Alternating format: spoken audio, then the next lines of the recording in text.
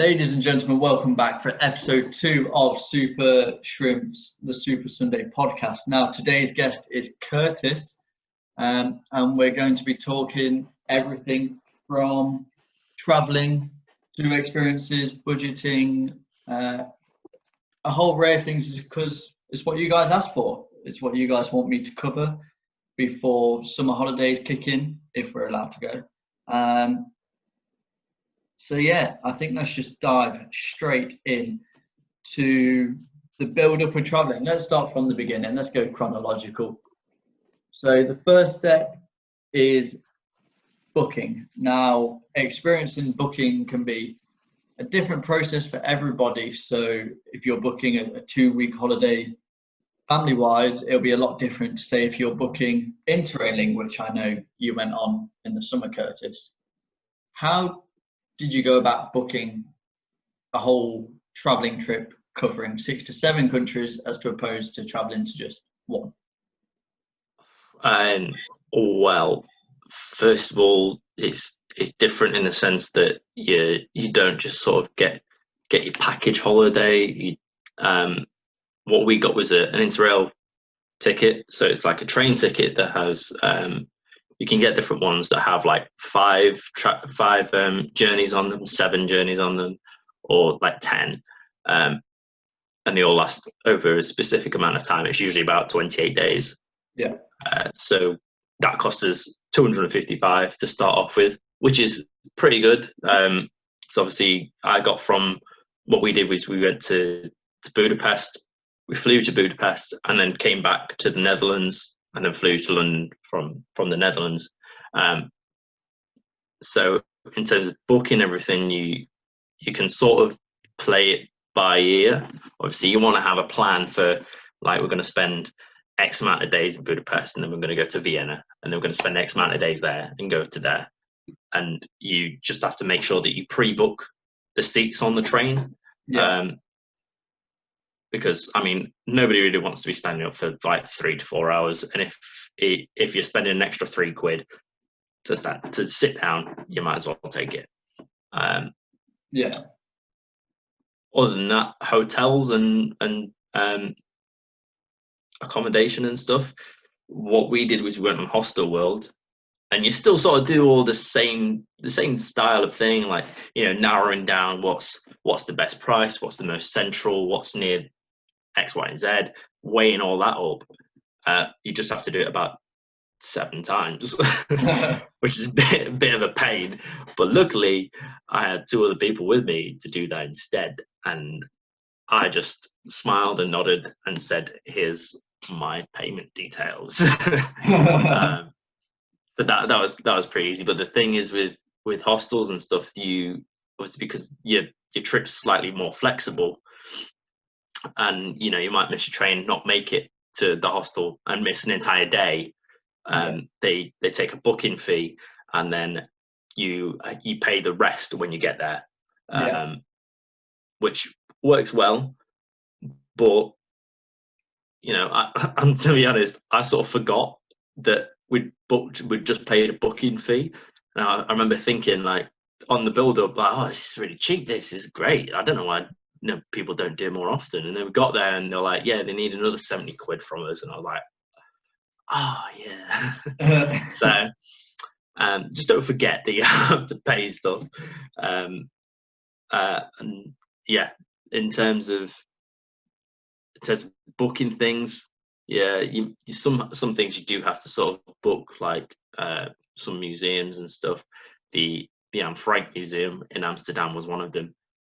You have to book, because otherwise you will not get in. Yeah, it's just a fact. But Amsterdam is like one of the most crowded places in Europe. They have like 1 million tourists every summer, and it's a city that's got a capacity for about 300,000. Yeah, that's booking for you, really. I think if you're not going Zante or Maga, you're probably going to end up going to Amsterdam. Like, it is one of the destinations where a lot of people go for an experience, not just a holiday. Yeah.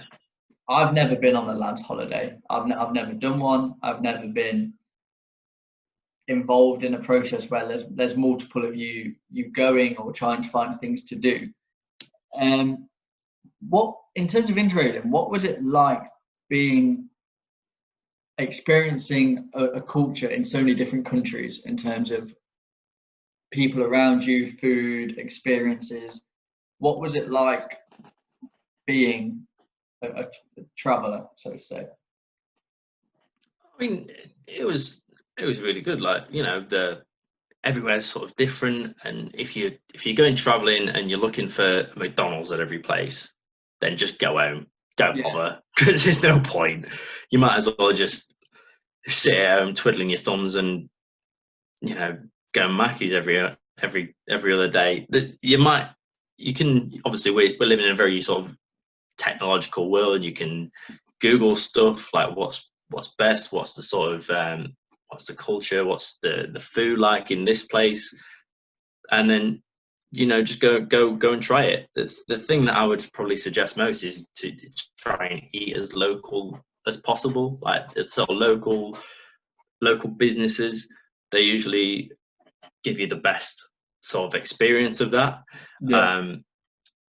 Like, I remember there was a Hard Rock Cafe in Krakow, which is, one, it's incredibly expensive, and two, it's a Hard Rock Cafe when you've got, like, you know, 100 other restaurants within the vicinity that will give you something much better. It will give you something new as well. Obviously, you're traveling for a new experience, and if you're not actively seeking a new experience, then again, there's no point. Yeah, and I imagine it's quite a raw, I'm going to say visceral experience, in the sense that you have to be mindful of quite a lot of things, i.e., so how are you going to feel safe when doing so? How do you budget? And how far into the holidays are it going to be where you're thinking, right, this is how much spends I've got, this is what I want to do, versus this is what we want to do as a group, or what someone else wants to do. And like, you have to accommodate for quite a lot of different factors. How do you go about making sure that you're safe, as well as doing activities, and as well as being comfortable as to where you are in terms of country-wise? I mean, yeah, it's obviously, I'd say step out of your comfort zone, but don't put yourself in danger. I don't think you're really ever going to do that if you're just going around Europe, you know. But obviously, if you're going in a group, there's different people who have different budgets, and they may not sort of match up, but we tried to sort of pay our own way for everything. I was quite lucky at the time. I had like a fair bit saved up, so I was treating it a bit more like a holiday than a couple of my other friends.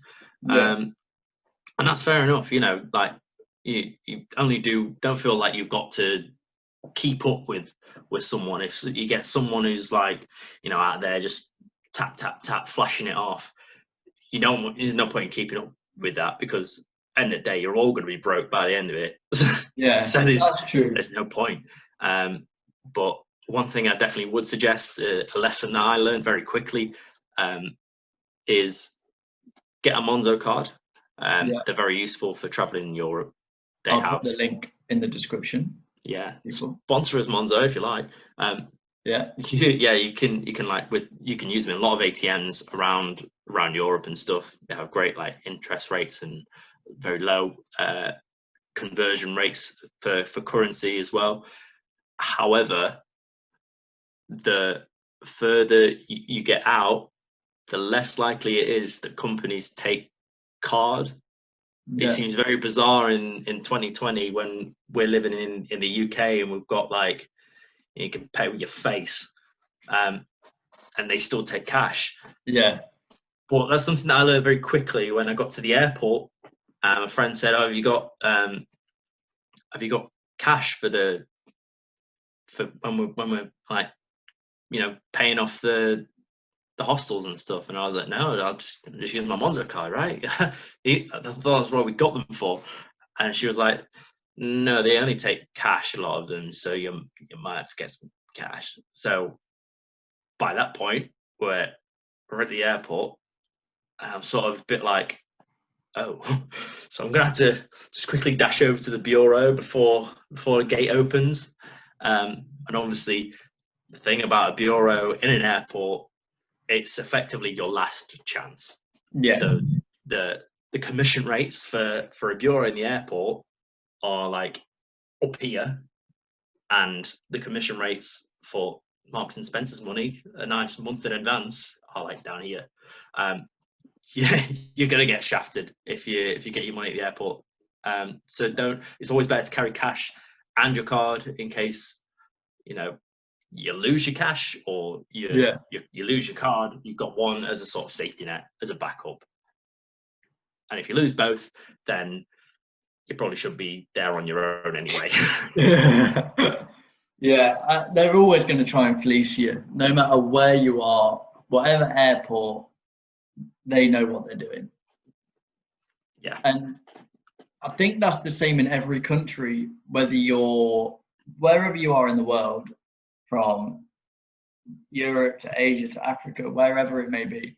They know that you are tourists, or that this is the last chance to get money, so they will try and fleece you as much money, whether it's from 2% to 20%. They will expand it as hard as they need to go before you cave in, and then probably the initial price that they offer will still be more than what they offered the locals anyway. Yeah, definitely. I think it's like the sort of the economy, really. Like if you go to places in Europe, the pound is very similar to the euro, so there's less scope for what you think as an English person who's spent your whole life using pounds is going to be like acceptable, what's going to be a rip-off. However, in like Thailand, they have the Thai baht, and like a pound is worth like 50 baht. Yeah. The inflation is a lot higher. So at that point, it's like quite disorientating.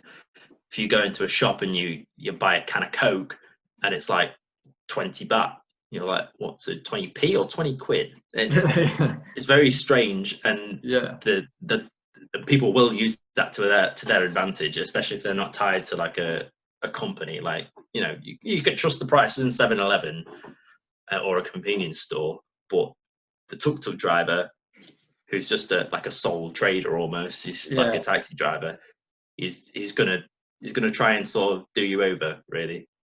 Well, let's talk about not necessarily doing over someone in pricing abroad, but when we went to Thailand in the summer, someone tried to fleece us of money as soon as we got off Megabus for carrying our luggage. That's true. That is also true. It happens in England as well. In terms of sole trading, I think people will do whatever. And what did he want? £5 to carry my luggage from about 10 meters? Yeah. So for context here, we had to navigate our way to, was it Gatwick or Heathrow? I think it was Heathrow. Heathrow? Yeah, I think it was Heathrow Airport. I'm in Sheffield, and he was in like Loughborough at the time, so we had to sort of navigate our way there via the Megabus, which is, when someone tells you you're getting this £2, you could go all the way to London, you're going to question it. But that's another story that we'll come back to. Anyway, we had to change at Victoria Coach Station, and when we got there was a very kind gentleman who offered to sort of, he came up to us and he's like, oh, do you guys know where you're going?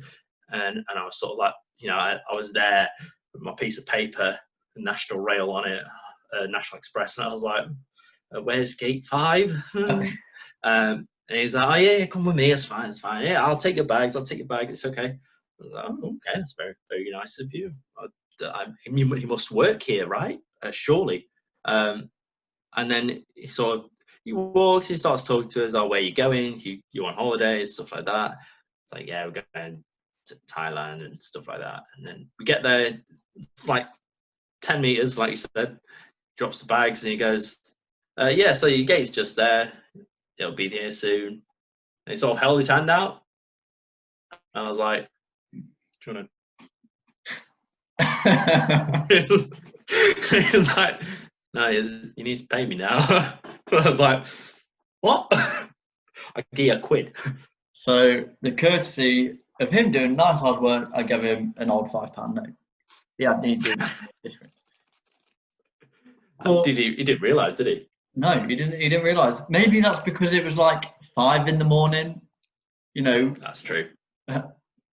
And we'll touch on the whole travelling aspect of it in a minute. But in terms of fleecing, anyone will try it, and it can just be as simple as holding someone's phone or holding a bag, or do you want me to take a photo of you? I know my grandparents, when they went to Turkey, they asked a man to take a photo of them on my granddad's phone, and then he took it and was like €20. And it's like, why? Okay. And because the man had the phone, he had the upper hand, because without the extraction of money, he wasn't going to give the phone back. I imagine if he turned around, then Grandad Lofthouse was probably not going to catch him. No, yeah, Grandad. Yeah. We'll say Grandad Lofthouse. He wasn't going to catch him. But people will try anything. And did you ever feel vulnerable in terms of your interrailing? In terms of, we could get fleeced here, we could get robbed, we could get taken advantage of. I don't think so, actually, because a lot of the time we used public transport, and in Europe, obviously, it's a little more different to Asia. I think there's probably better safety regulations, and you've got more public transport, basically. It was a little difficult to navigate. I remember in Germany we went to Berlin and Hanover, and they have like their own sort of underground systems in both of those cities. So it's great because it doesn't take that long. Yeah. However, we I know it was in Austria actually. We had to get some sort of public transport, but you have to buy a ticket beforehand. They're very strict on that. Like if you try and get on without a ticket, you'll get fined. You have to have a ticket. So I remember walking around like this national park in Vienna. I think it was like Schönbrunn Palace, trying to like figure out how to use this German app for buying tickets for me and 3 other people. Nice. It was very stressful, but obviously we made it in the end. But yeah, you definitely have to pay attention to the regulations, because they will change if you're using public transport, and it's very useful. Yeah. I think I was less comfortable with like trying to find public transport and navigating that in Eastern Europe. Yeah. So like in Budapest, I think mainly. But that was our first destination, and when the alphabet's different, it makes it 100 times harder. Like I learned a bit of German in year 6 and 7. And from that, you can sort of try and join the dots, look at the old cognates and stuff like that. But obviously, with Hungarian alphabet, you don't really have a chance. Is there any cognates in German to English? I'm sure there is, but off the top of my head, I don't really know. I mean, good. You can join the dots there. But yeah.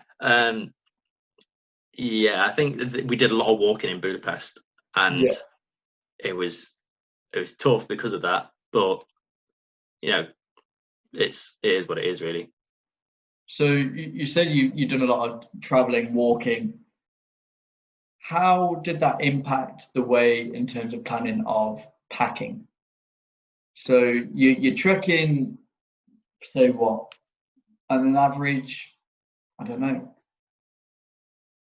so many. Let's check on an average what someone does per day. I don't know in terms of steps or. I think, well, I probably do about 8,000 steps a day on a normal day. I think on the first day in Budapest, we did 32,000. Yeah. It was like tough. But in terms of packing to accommodate for that, I think three things. Firstly, pack another bag. Yeah. It felt very, very odd, very bizarre when I was there in my room trying to shove a rucksack into my big bag. So I'm packing a bag in a bag, and the bag in the bag is empty. But it'll save you a lot of hassle. Because obviously, if you're trying to walk around a 30-degree city with a big 20-liter bag that weighs 20 kilos, you're gonna have like, it's gonna be sweaty. Niagara Falls down your back. Yeah. And my bag broke about 4 times, so I don't think it would have made it at all if I'd brought it around with me the whole time. The second thing is probably pack sensible clothing. Yeah. If you're going in the summer, you will probably not need anything warm. I think that the warmest thing that I brought was a sort of thin hoodie. And don't worry about packing an outfit for every day, because it's just not going to happen. Don't bother. You're traveling, you're going to get sweaty, you're going to get stinky. Just accept it. Yeah. You're not there to look flash. Where be economical with your clothing. One thing that I remember quite well was the t-shirt that I wore there. It was just like a white Primark t-shirt. Yeah. And obviously I thought, yeah, white Primark, easy money. Very, very sensible. I'll wash it a couple of times, it'll be fine. By the time I got back 3 weeks later, the armpits were stained yellow. Like, bear in mind, I did wash it a couple of times. I'm not a complete scruff. I'm not the most OCD person that there is, obviously, if you can tell by the hair and the scruffy beard. But yeah, your clothing's probably going to get compromised in some way. So don't take your most prized Gucci shirt. Yeah. You don't really want to risk it. Just be economical with it. So there's the bag in the bag, and obviously footwear. Make sure you wear sensible footwear. Don't really bother with flip-flops unless you're really planning on going to a beach. But that's probably not going to happen. Actually, no, do wear flip-flops for the showers, because you don't want your feet touching the dirty-ass floors. They are slimy, and I don't think they clean very well. They're pretty gross. But as well as that, footwear in terms of when you're walking around, don't try and wear like nice padded trainers. One testament to that is the pair of trainers that I bought. I went in August. I think I bought these pair of trainers in July. They were pretty much brand new. They were a nice brand as well, Adidas. Pretty solid. You can trust them. And by the end of it, like they were knackered. Like I'm not saying that like I ran through fields of muck with them, but the sheer amount of walking around that I did in them, like the sort of the back heel of them, it's sort of all flared off and stuff. It's still functioning barely, but they're a bit knackered. So also, don't wear your best Gucci trainers. I mean, if you're going to wear Gucci, you're probably going to end up getting robbed. Not going to lie to you.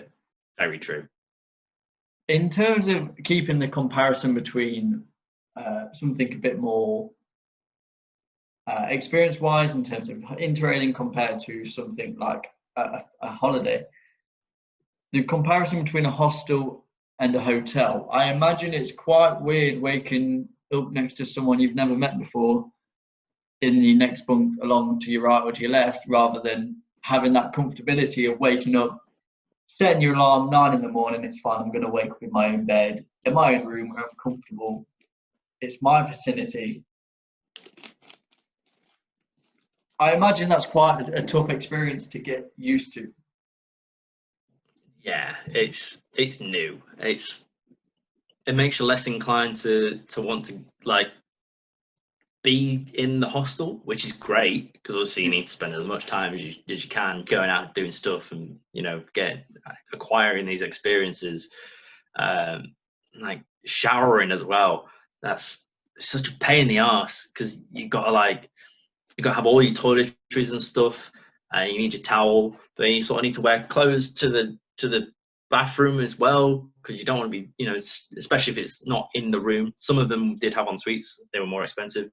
But some of them had communal showers, and yeah, you need to like carry everything and bring your towel and you wear clothes as well. And you've got to like take your clothes off and you're showering, but like the water's really crap. It's got no pressure behind it. You're sort of like just under this drippy, horrible tap in a sweaty, humid, strange room, and like then you get out praying to God that your stuff hasn't been nicked.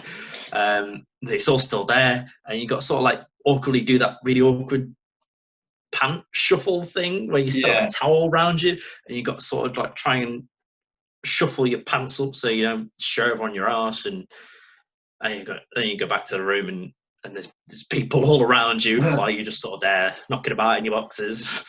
It is a bit weird. Obviously, you're always going to be quite worried that people are going to nick your stuff. I wouldn't say that they're not going to nick your stuff, but there's less chance than you think that they're going to nick your stuff because they're all in the same boat, effectively. But yeah, you do get used to it. It's obviously not ideal, but when you're trying to when you're saving like 40 to 50 pounds each city on a hostel over a hotel, it's worth it in the long run. In terms of, I think, chucking yourself in at the deep end is a very good, like, you don't have time to adjust naturally. You don't have time to think about everything consciously in the sense of that, right, if I'm laying here at 2 a.m, I've got to make sure no one's going to come up and try and rob us. Or if we go out and leave stuff in the room, I want to make sure that everything's safe. Like, you kind of just have to trust everybody. Like you say, everyone's in the same boat.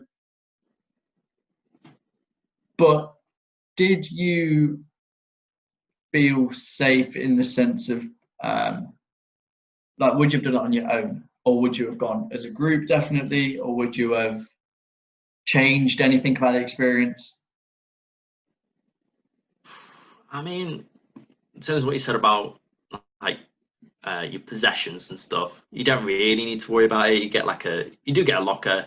Obviously, you just sort of sleep with your phone and your wallet under the pillow.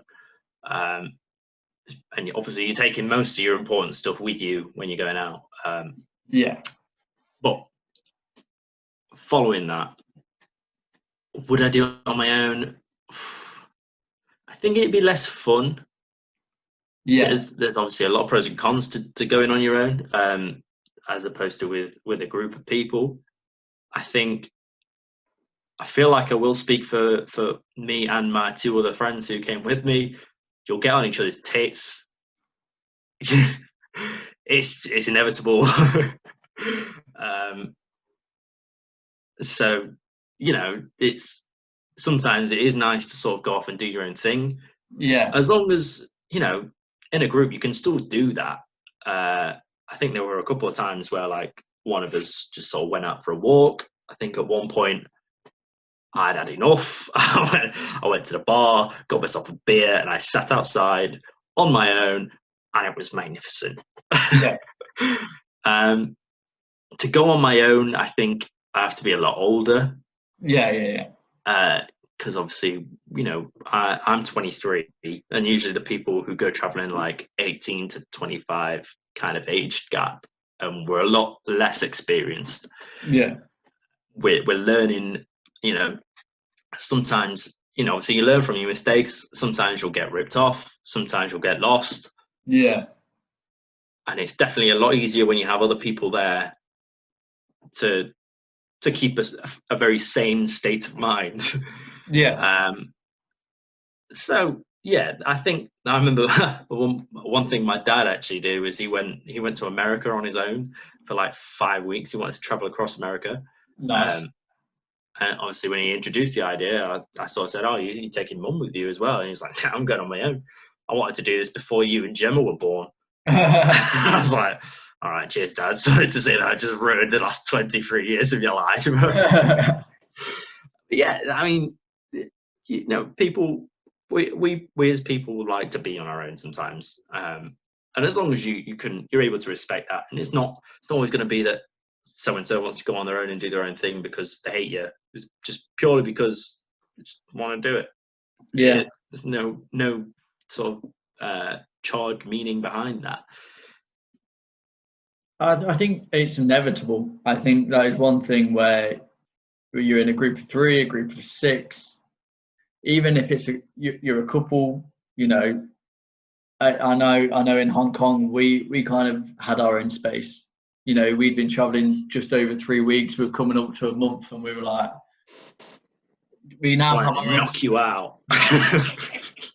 We have our own spaces, and it was nice having a flat where everything was like, it was like being in a, I don't know, more just neutral area of you're not in each other's vicinity in a hotel room, and don't get me wrong, the experience was good of like experiencing how other cultures live, but I definitely think everyone has to have that own alone time at some point. Yeah, I mean, you've always sort of got things that you go there, you want to do. The other person, the Yeah. people may not want to do. Don't let that stop you. Yeah. Still go. It's because you want to see you regret the things that you don't do more than you regret the things that you do that go wrong. Yeah. And someone asked in terms of experiences of like the weighing up between going solo and traveling as a group, and how you make everyone happy. I don't think there is a way you can do it. Because am I right in thinking only 2 of you went to Auschwitz? Yeah, well, that's because one had already been. Right. Okay. So it was more of a. I think she was sort of less enthusiastic about it anyway. Yeah. But But was there anything you did where one of you didn't want to do it and the others did, or you wanted to do something and they didn't? I mean, I think there will have been, but I'm a relatively sort of placid kind of person. If someone wants to do something and it's not really that much of an effort for me to do it as well, yeah, I'll tag along. Yeah, whatever. I'm not like sort of autocratic in the sense of I want to do this, so I'm gonna do this. I don't want to do that, so see you later. Yeah.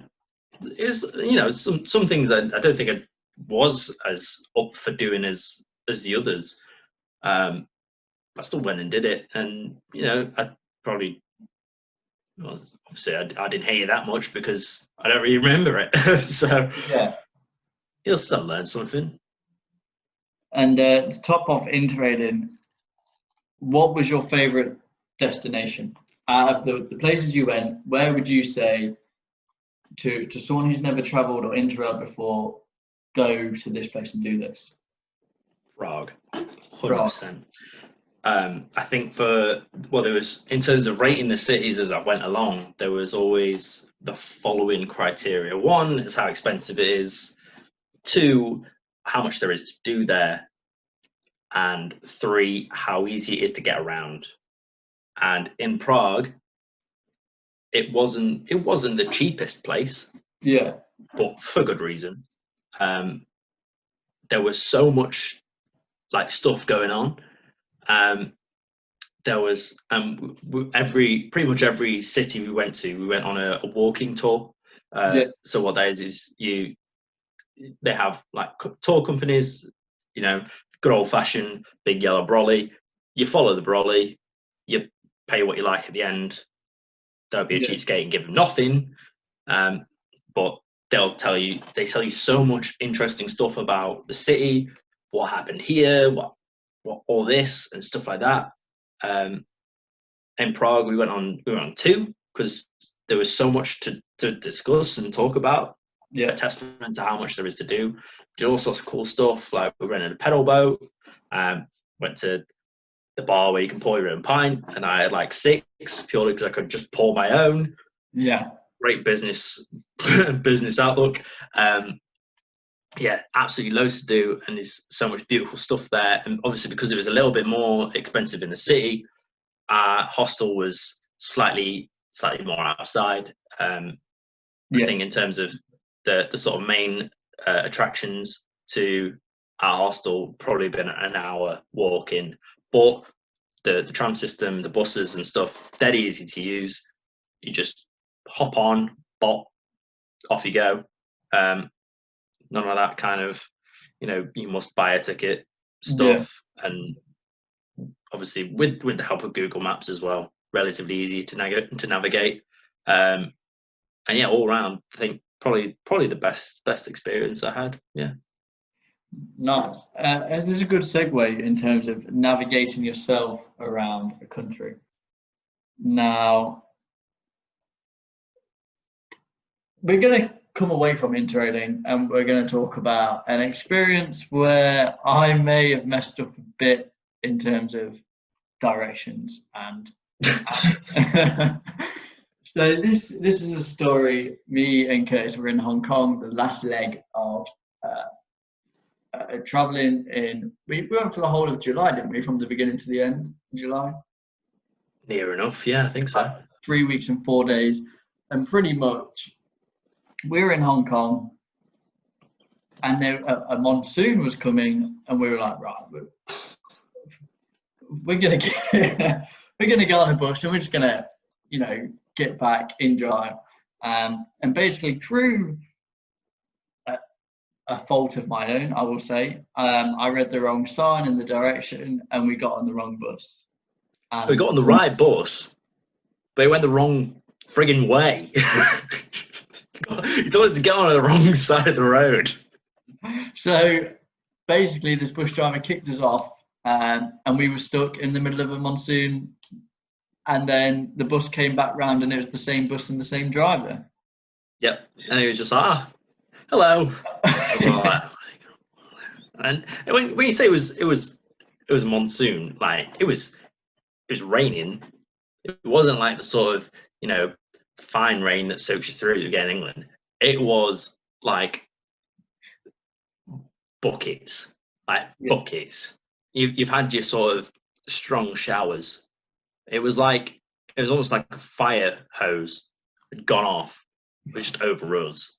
Yeah. Obviously, relatively unprepared. I had like a sort of little Mac. I remember you bought an umbrella before for 50 Hong Kong dollars. Broke in about 50 Hong Kong minutes.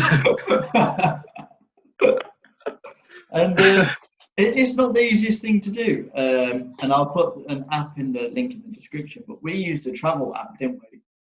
Yes. I can't remember what it's called. I think I've still got it, actually.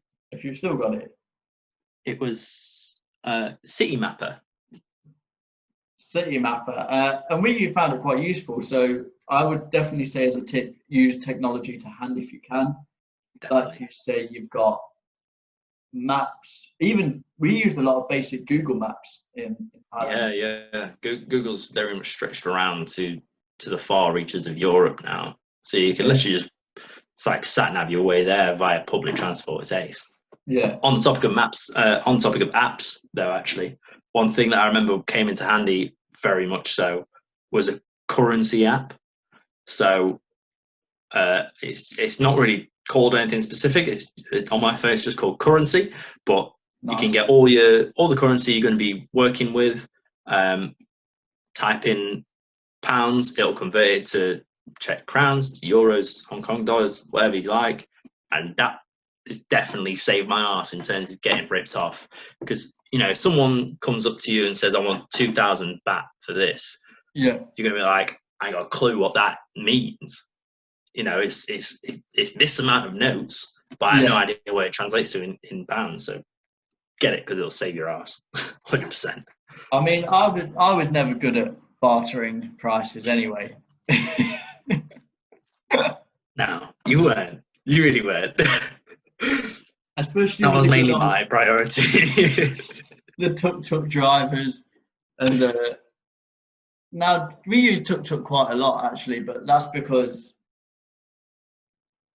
it was cheaper than a taxi, but it wasn't. It was cheaper than a taxi, I think. Everyone's sort of different, and they're all a little bit suspect, I think. Yeah. Because they're trying to earn a living, and they see a vulnerable white Englishman, Yeah. and they're gonna be Mr. Burns in it, excellent, rubbing their eyes together. The set price for almost any distance, it seemed, was always 200 baht. Yeah. I think it equates to about £1.20. Yeah. And I think I got this lesson from my dad. Maybe, I don't know. It's, whenever you're bartering, you always go lower than what you're going to pay, so then they meet you in the middle. So I'd say something like 90 baht or 100 baht, and then sort of knock it down to 180. You say, I'll do 120. Okay, deal, if you're lucky. Ethan, on the other hand, when presented with the offer of 200 baht, which is definitely more than it should be, yeah, he said something like, all right, 190. It just didn't float, mate. I worked backwards and I realised it wasn't going to work. But as soon as them figures come out your mouth, you can't retract it. You can't then be like, if you go 190 and they go 195 and you can't then go 160. But it just doesn't work. Yeah. So once it's out there, it's out there. And another lesson in keeping your wits about you. Yeah, and it was a learning curve because I'd never done it before. It's very different because when you go to Spain, Greece, Italy, unless it's for maybe you're hiring quad bikes or mopeds, or you're trying to do a banana boat, or you're looking for an offer, very rarely do you have to barter. Yeah, it's set price or get lost. Yeah, and see, we've done a couple of stories that are my fault. Let's talk about a story of you, Curtis, on holiday. One tip to not do when traveling abroad is hand over your passport. Just wanted a ped. All right. So wanted a way to get around. We were basically we wanted to hire out a moped because we were island hopping, so we did Koh Samui, Koh Phangan, and Bangkok. And over the two islands of Koh Phangan and Koh Samui, we were like, right, we're going to hire out a ped, because essentially in a day you can go from one side of the island to another. Like, you can see everything if you wanted to. And we spent 2 or 3 days researching mopeds in terms of asking people for prices, but they were always like, this price, but we want your passport as like an insurance. So we were in Koh Phangan, was it? Koh Phangan, yeah. Yeah. And it was like day 3 or 4, and we only had a couple of days left. We were like, screw it.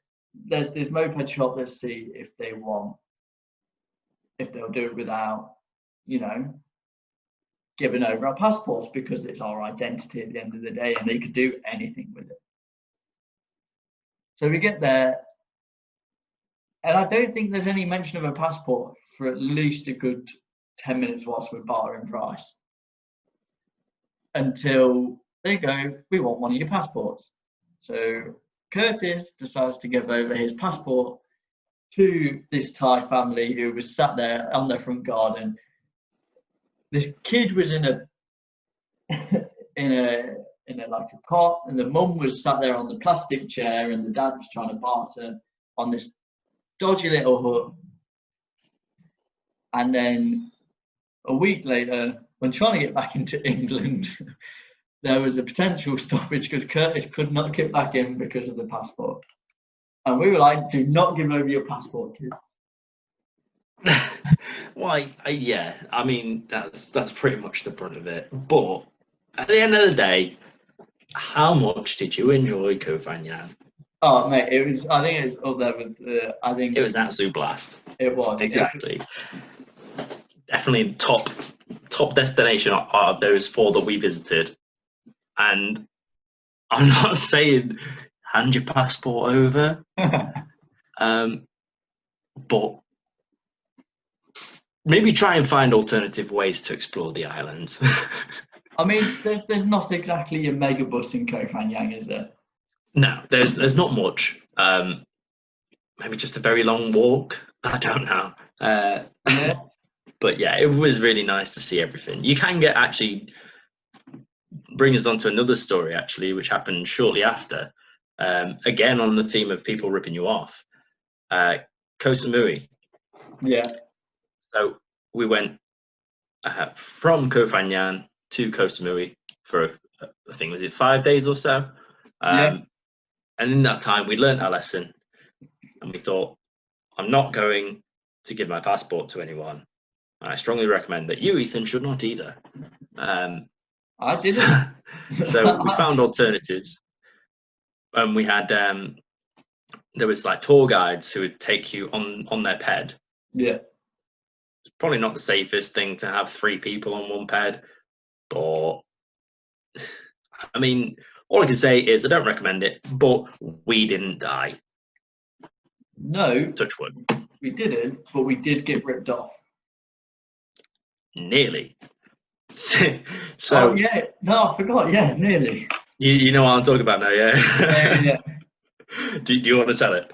No, you go. Well, I'll tell some of it, and then so basically we were looking for something to do. We'd been in Kosovo for a couple of days now.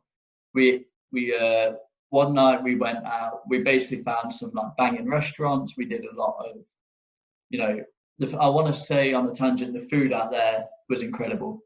Like the fresh food, seeing it cooked in front of you, or going to a restaurant, it was pretty banging to say the least. And I can't remember if we touched on it, but basically just put yourself out of your comfort zone with food. But back to the original story, we were basically looking for something to do. And on day 3 or 4, we Googled it, and there's this water park called Pink Elephant Water Park. And we were like, right, tomorrow we're going to go there. So beforehand, the day before, we'd met a tour head guy who took us to these mountains, didn't he? I think yeah, he took us quite a way. He took us was it that sort of Buddha garden thing? Yeah, the one where I had a photo with the tiger. I can't remember where that was. I can't remember the name of it, but yeah. Basically, he took us there the day before for a really good price, and it should have been probably a lot more than what it was. You know, it was a good 45-minute moped drive well, it was enough that we had to stop and stretch our legs midway off at this view site. So we were like, right, we'll go back here to him. That day we did, and basically he had his mate with him and was like, right, yeah, we'll take you for 500 baht, was it? There and back? Something like that, yeah. The weird thing was that he insisted that we go with him and his friend. The previous day, he'd taken us all around the island with 2 people on the back of his ped, you know, not broken a sweat about it. But today, he wanted one to go with him and one to go with his mate. So we were like 500 baht there and back for both of us. And this guy was like, yeah, that's fine, no problem. They both took us there. Not an issue. We spent, this water park was a pretty decent water park. You know, they had a lazy river, they had 3 or 4 slides. Questionable chlorine, like, you know, amount, and it was empty. Not got psoriasis yet. No, but it was a good day out. It was something for us to do. They came to pick us up. You know, we were like, meet us here at 4 when the water park closed. They'd done so, but only the main guy, I think his name was Mac, wasn't it? Yeah, that's right. Yeah. His name was Mac, and the guy who we would barter with and took us around the island before, Mac, came and picked us up, and he was the only one. The other guy didn't show up until we were about 200 meters down the road, and the other guy just zipped past us and wanted us to split bikes. So we did. Bear in mind, 500 baht, same price. Got back to the hotel. Max said goodbye to us as if, we paid him 500. Max said goodbye to us.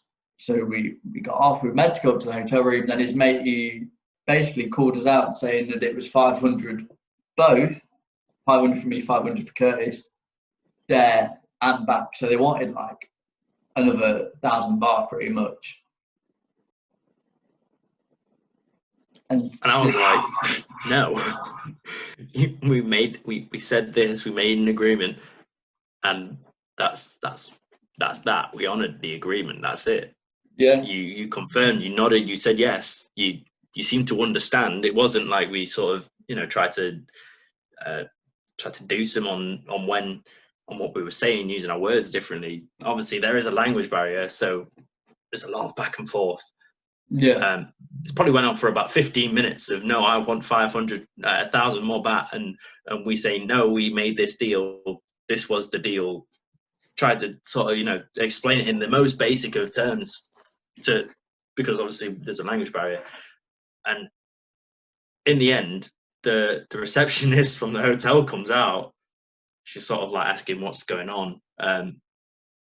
We both explained our cases to her, and she sort of switched between pay them and go away, pay them, go away. At the end of the day, she just wanted something to happen so she could go back inside.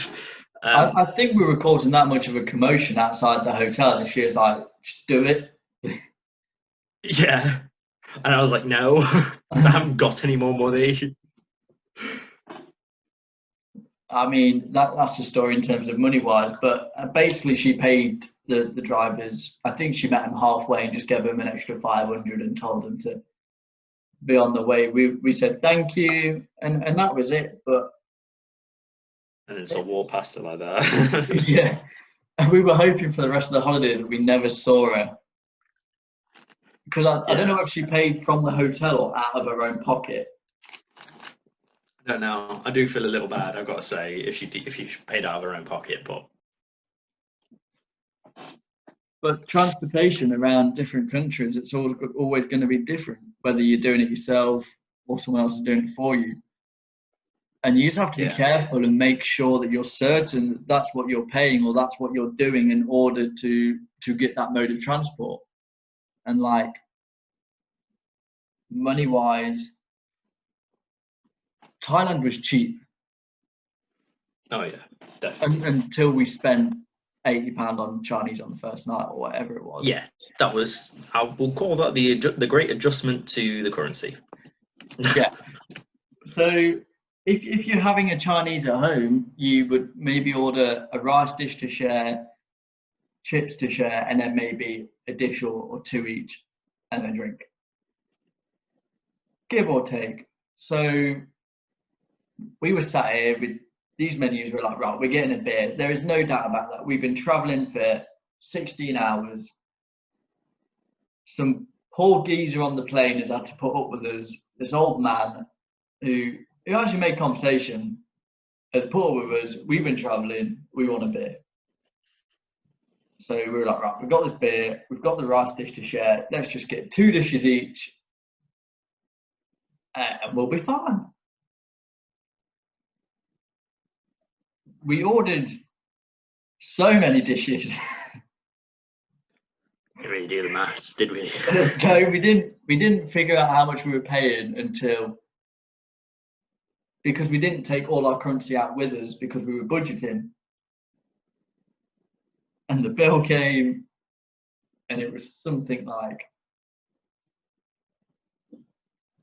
It was a solid 40 to 50 pounds worth. It was enough to sort of make you go, yeah, that kind of thing. I'm gonna have a look now how much 40 pounds worth of Thai baht is. I want 6,000 is coming to my mind, but I don't think it is.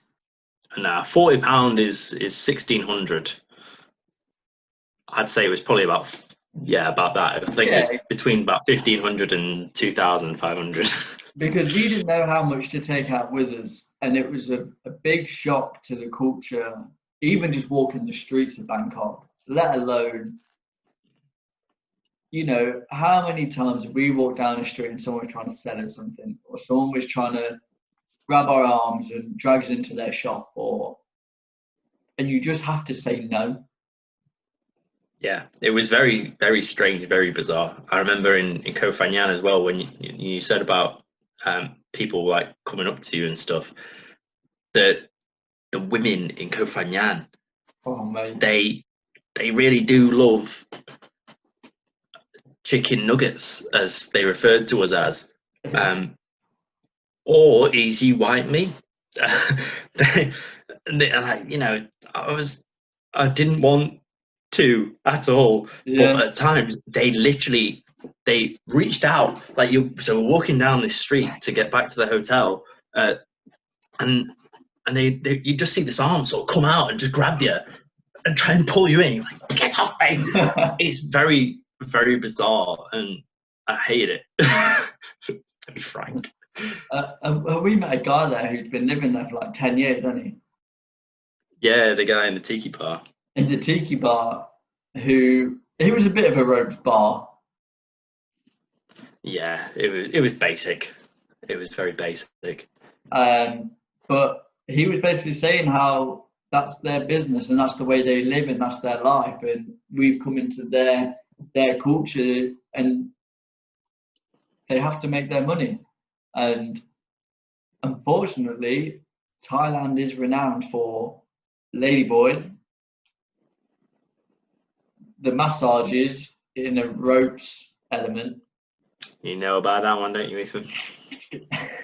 I'll give context to that in a minute, because nothing happened. And yes, well, did you know, actually, on a tangent, I was talking to someone in our year, and they're like, I heard off someone that you got hepatitis from a prostitute. I was like, what? No, definitely didn't. I was like, there is no possible way that has happened. You know, I'm in a relationship.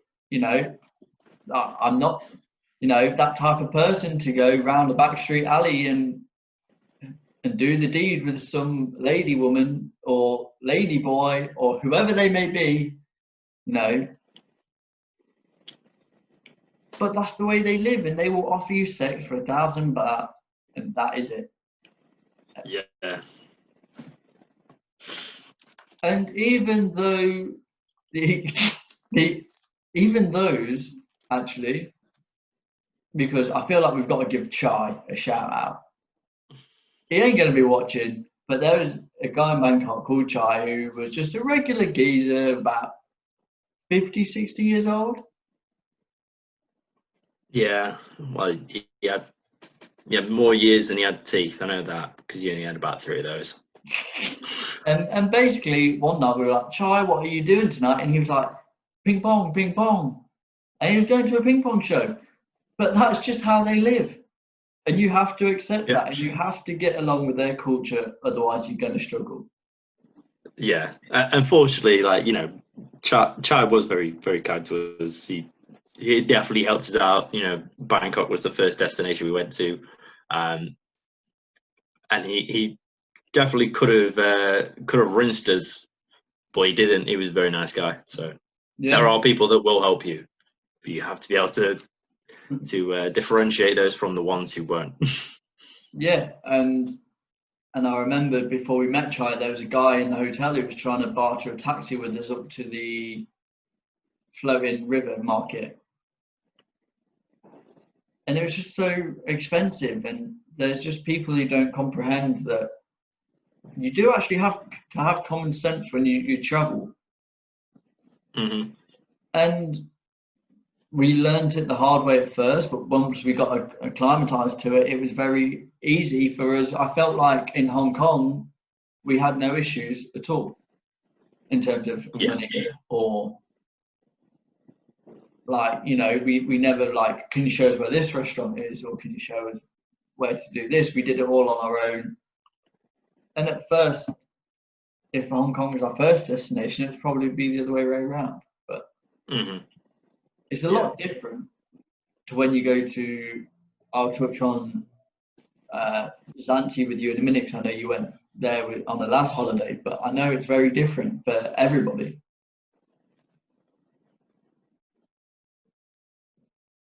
And it was a shock to me at first, and I won't change anything about the experience, because I think it's one of the best places I've ever been to, Thailand as a whole.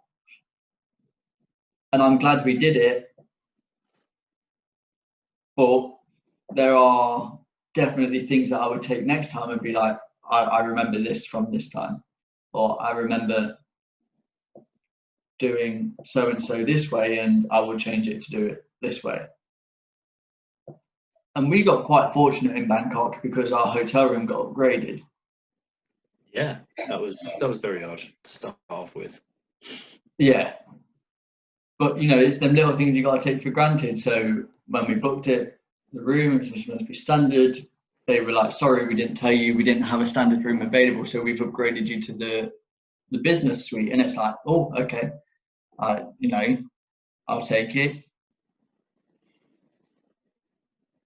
But then the next day you go down and you know, we didn't go all inclusive. We had to still pay for food. We still had to, like, so many times for breakfast.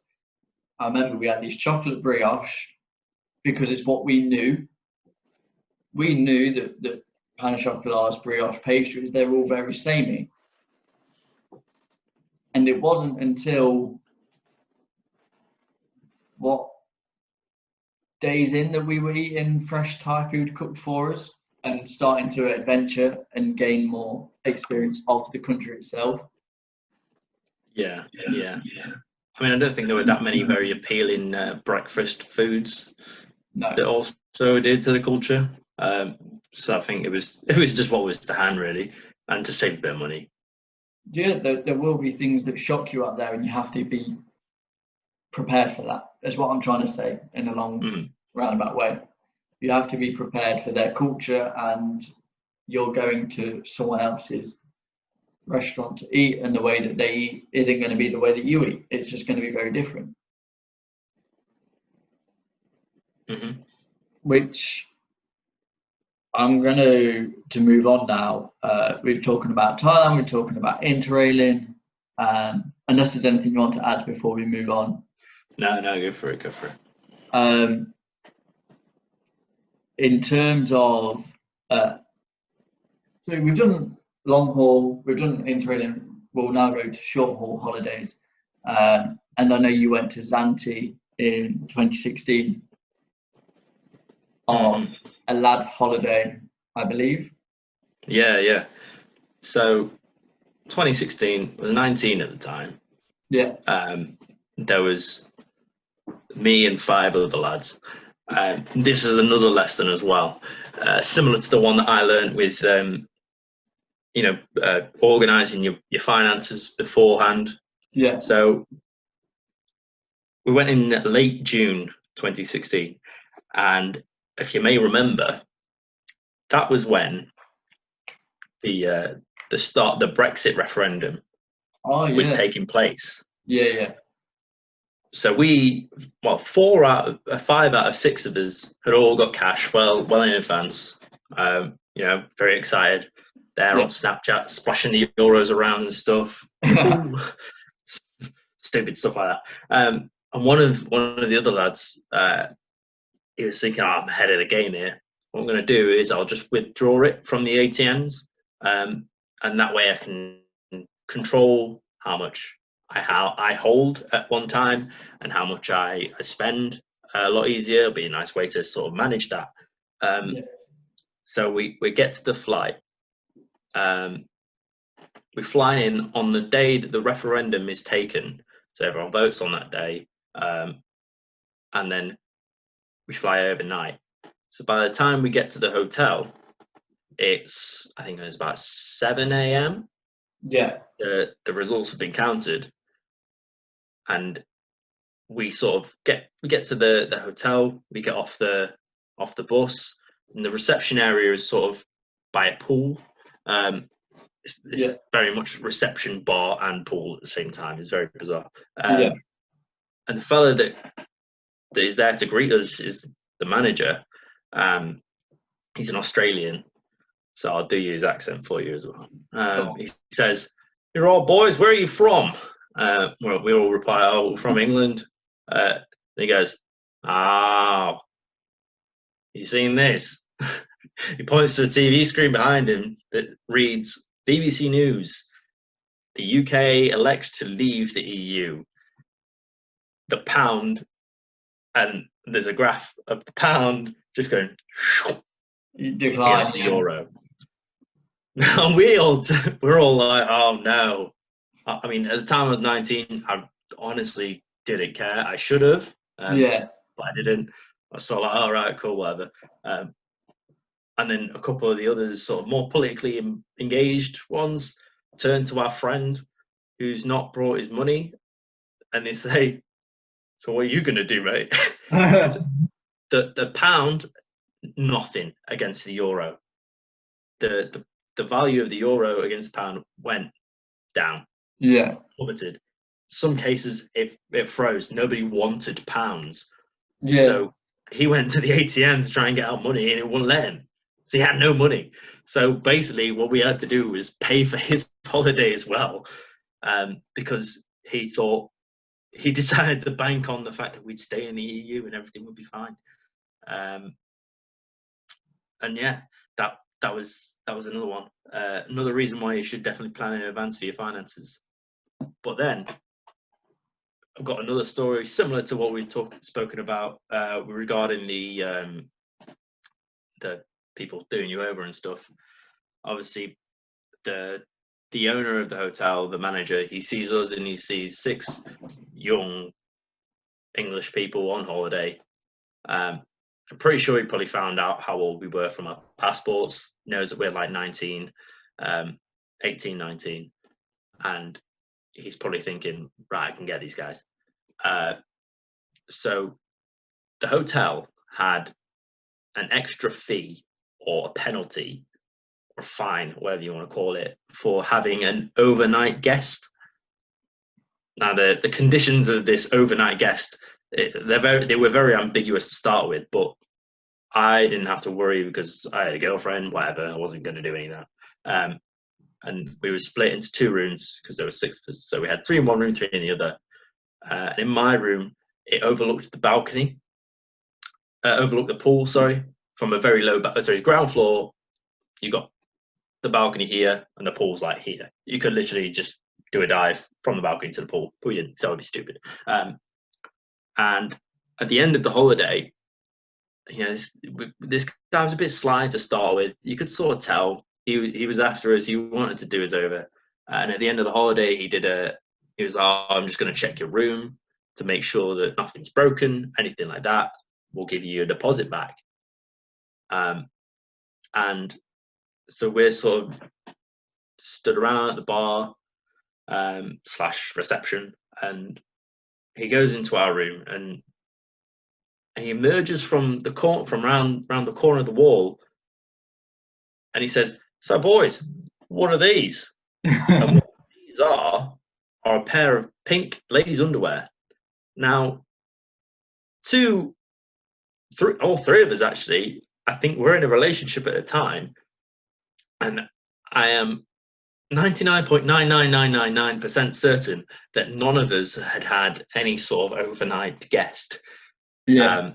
There were we did make some friends at the time that were girls, but you know, they stayed in our room for the evening. We all drank, we all went out, we all went back to our separate rooms and stuff like that. So at no point did anyone have the opportunity to acquire female underwear, pink female underwear. At no point did anyone you know, do that sort of thing that you're probably thinking of. And these two girls that we made friends with, at no point did they ever remove their underwear, at least not to my knowledge. So we knew he was trying to do us over. And we literally just turned to him and went, they're not ours.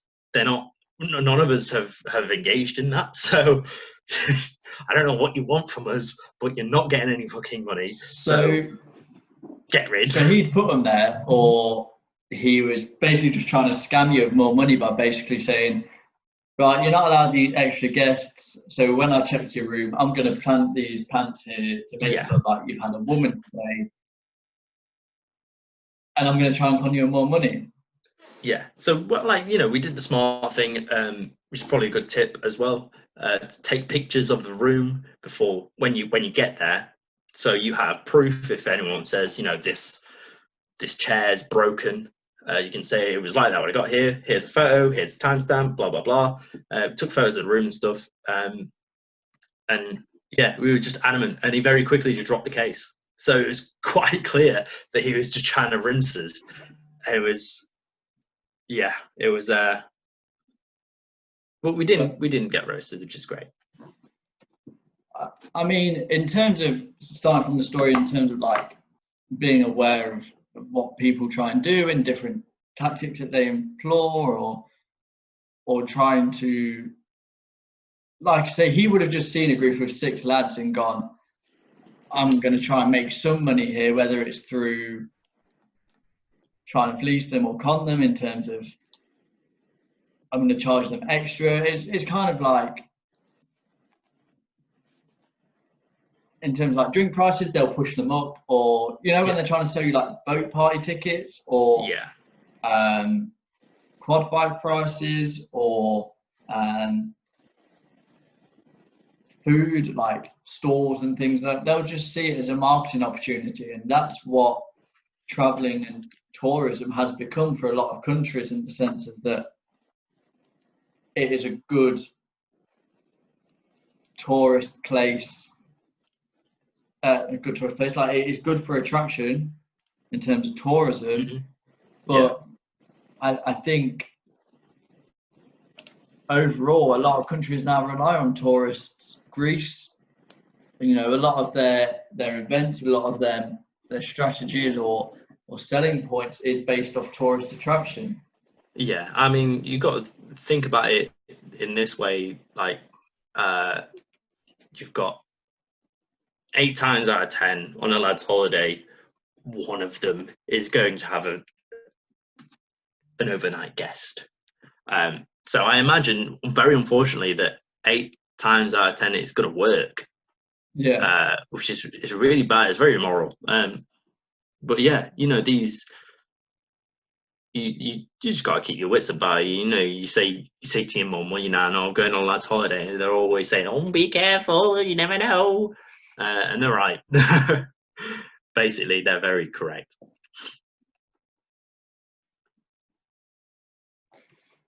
I mean, it's so unpredictable in terms of like how people are going to respond to.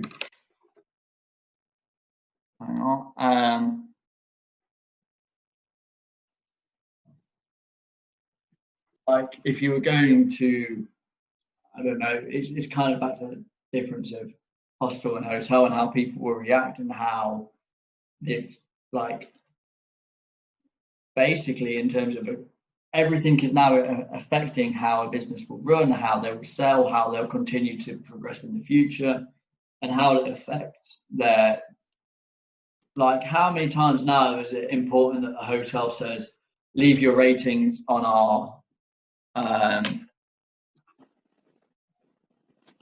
TripAdvisor, how good, basically how good can you make us look for the future. And people go, it is a massive scam, but that's just how it is, and it will always be. And as time goes on, and unless you're in a situation like you're in now, where flights will increase and decrease, hotel prices will increase, like they're always fluctuating in terms between about 60 to 80 pounds at the moment with everything that's going on. But in four, like, you know, so many 2-3 years time, it's going to be more expensive to go to Spain than it was back in 2010. You know, it's just going to constantly grow every year in terms of growth of expense of how much you're putting towards a holiday. And I think that is one thing we did quite well, is that for Thailand, and I'm sure you probably did for interrailing, but you figured out your budget and you booked your prices of hotels before you went to get either RRP or the discounts that the websites are offering. And I think that's a good thing to do. Don't just stick to one website of looking at hotels or hostels. Check every website. And Skyscanner is good for that for flights. But in terms of hotels, you've got now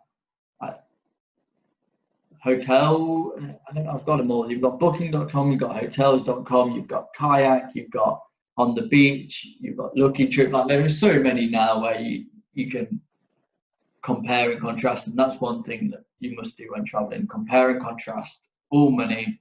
Make sure you're not getting scammed, you're getting the best price for what you're getting as an experience. And as long as you're happy and safe and getting the experience you want, then I think you're good to go. And in terms of wrapping this episode up, because we're pushing over an hour now, and we've covered everything on the list pretty much. I want to end this episode on top destinations where you would like to go, as it's like a bucket list, like top 3 destinations where you would like to go before you can no longer travel. I think the first one that springs to mind is probably Australia. Yeah. There's a lot of things that put me off about Australia. You've got the spiders, the snakes, that spider really. But yeah, there's so many like great sort of things to see in Australia, and it's really beautiful. I feel like it's just England 2.0 really. And on that note, New Zealand is another one. Obviously, the far reaches of Australasia are very they're much more difficult to reach than places like Europe and Asia. Like Europe's pretty much on our doorstep in comparison to going to New Zealand. So that'd definitely be one of, and like another one. I can't think of anywhere else really. I think no. I think those two. Another one maybe Phi Islands, which is also in Thailand, so it sort of semi counts. But you've got, I've got a friend who went traveling around Thailand. He suggested that very strongly. I think it would definitely be something that would live up to the expectation, especially seeing Koh Phangan, which was sort of almost on a similar vein to Phi.